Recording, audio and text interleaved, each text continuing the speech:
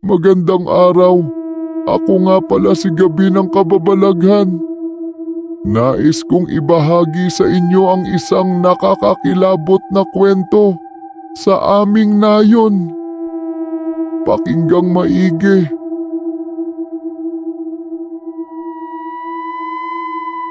Sa isang maliit at payapang nayon na napapalibutan ng kabundukan at kakahuyan, may isang bahagi ng gubat na hindi basta-basta pinapasok ng kahit sino.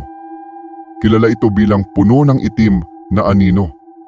Ayon sa matatanda, ang puno raw na ito ay may itim na alingas-ngas, isang masamang espiritong nakatira rito na naghahanap ng kaluluwang dadalhin sa dilim. Maraming kabataan ang naiintriga sa kwentong ito, pero walang sino mang naglakas loob na magtungo roon. Hanggang isang araw, tatlong binatilyo, sina Rico, Ador at Kiko, ang nagdesisyong patunayan na walang katotohanan ang alamat. Ang hamon ng katapangan. Hindi totoo ang mga sinasabi nila, sabi ni Rico, ang pinakamatapang sa kanilang tatlo. Kung totoo na ngang may multo, bakit wala pang nakukuhang ebidensya? Oo nga, kaya nating patunayan na gawa-gawa lang ito para takutin tayo. Sang-ayon naman ni Ador. Si Kiko ay tahimik lang, may halong pagdadalawang isip. Pero sabi ng matatanda, may mga nawala na raw roon. Paano kung totoo? Tumigil ka nga sa katatakot mo. Kung natatakot ka, edi wag ka na lang sumama. Asar na sagot ni Rico. Sa huli, napilitan ding sumama si Kiko. Pinag-usapan nila ang kanilang plano. Pupunta sila sa kakahuyan sa hating gabi at titiyakin nilang makalapit sa puno ng itim na anino. Ang simula ng kababalaghan. Pagsapit ng 12:00 ng gabi, dahan-dahan silang lumusot sa masukal na kakahuyan. Habang lumalalim sila sa gubat, unti-unting nawala ang ingay ng kuliglig at huni ng mga ibon. Ang tanging naririnig na lang nila ay ang tunog ng kanilang sariling yabag sa tuyong dahon. Tahimik ang paligid, masyadong tahimik.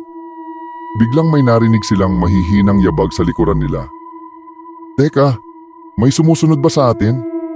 Tanong ni Kiko, nanginginig ang boses. Wala, imahinasyon mo lang yan, sagot ni Rico. Pero kahit siya ay ramdam na rin ang kakaibang takot. Sa kabila ng pangamba, nagpatuloy sila hanggang marating ang lugar kung saan naroroon ang puno ng itim na anino. Matanda na ang puno, baluktot ang mga ugat, at ang mga sanga nito ay tila mga galamay na nakadipa sa ere. Walang hangin, pero bahagyang umuuga ang mga dahon nito. Habang nakatitig sila sa puno, isang malamig na hangin ang dumaan sa kanila, kasabay ng isang mahinang hagikgik, tila tawa ng isang bata. Nagkatinginan silang tatlo. Sino yon? Bulong ni Ador. At doon nila nakita ang isang maliit na figura sa ilalim ng puno. Isang batang babae, maputlang maputla, nakaupo sa lupa at nakayuko. Nakaputing bestida ito na puno ng putik. Ang kanyang mahabang buhok ay nakatabing sa kanyang mukha. Nagdalawang isip si Kiko pero naglakas loob siyang magsalita. Miss, ayos ka lang ba? Dahan-dahang tumingala ang bata. Namutla sila sa nakita.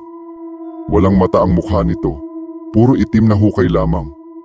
Napasigaw si Ador at nagtatakbo sila palayo. Pero anuman ang gawin nila, parang hindi sila lumalayo sa puno.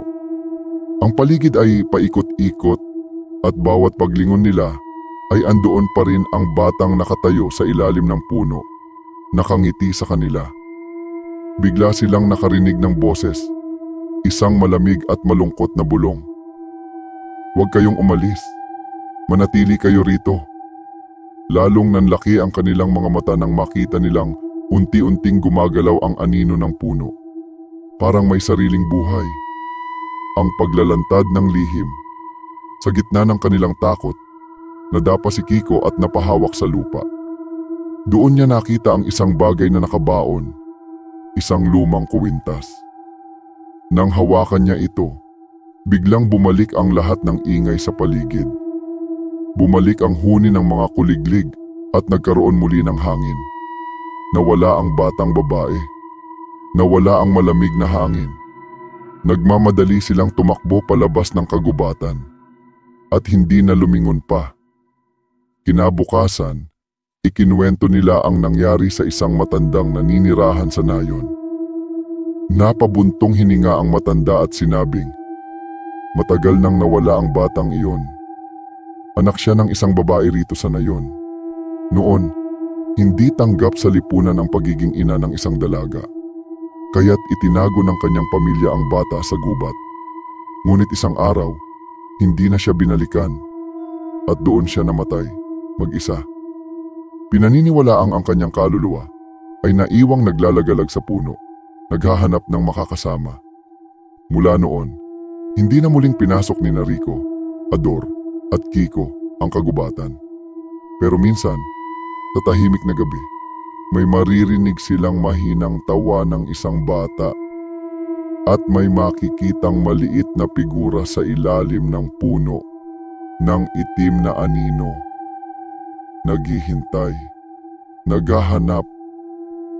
Huwag kayong umalis. Manatili kayo rito.